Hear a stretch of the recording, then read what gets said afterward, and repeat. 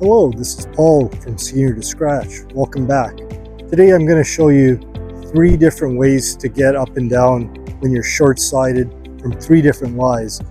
A normal lie, a very tight lie, and one in the rough.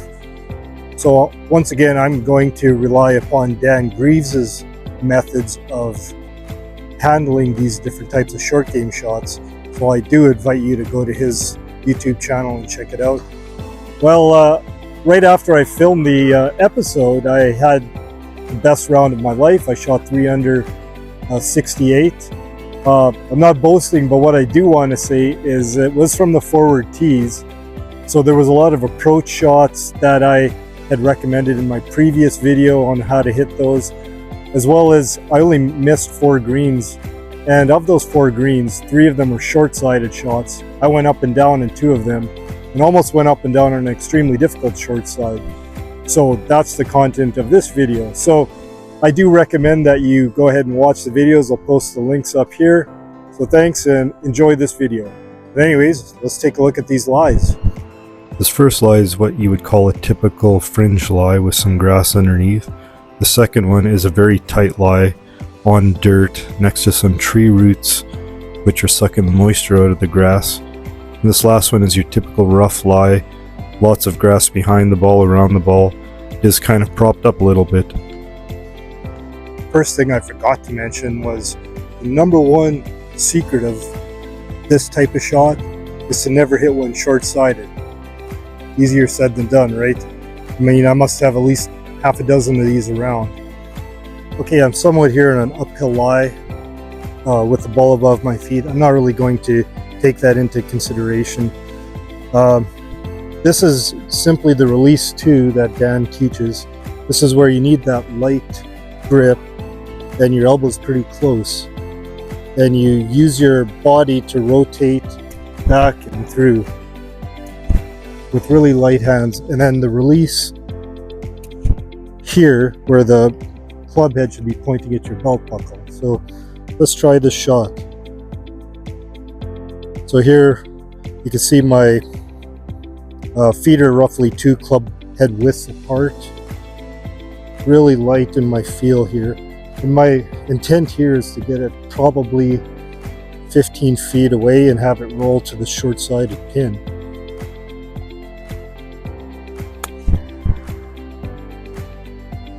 Oh, this slipped out. So this next shot is something that I'm not entirely comfortable with yet, but I need to work on it. It's a very tight, bare lie. There's dirt under here. The tree roots are essentially sapping all the water away from this area. So there's the normal release 1 shot where you could run it, but doesn't have any chance to basically stay near the flag. So in this case, what we do is we stand closer. So this would be a normal shot.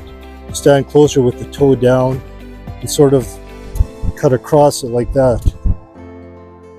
And the hope is it just pops it up a little bit so it has a little bit of spin. So let's try this out. Feet are pretty close together, standing very close to the ball.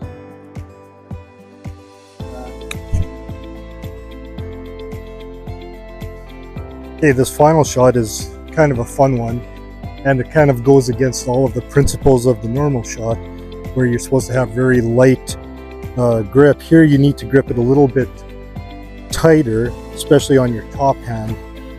You put more of your weight towards your front and have forward shaft lean, so it's a little bit counterintuitive to the normal release 2. And so this allows you, with your hands low, to cup, and by holding it tighter here, you're allowing the face to stay open and hopefully pop it up nicely. Let's try this out.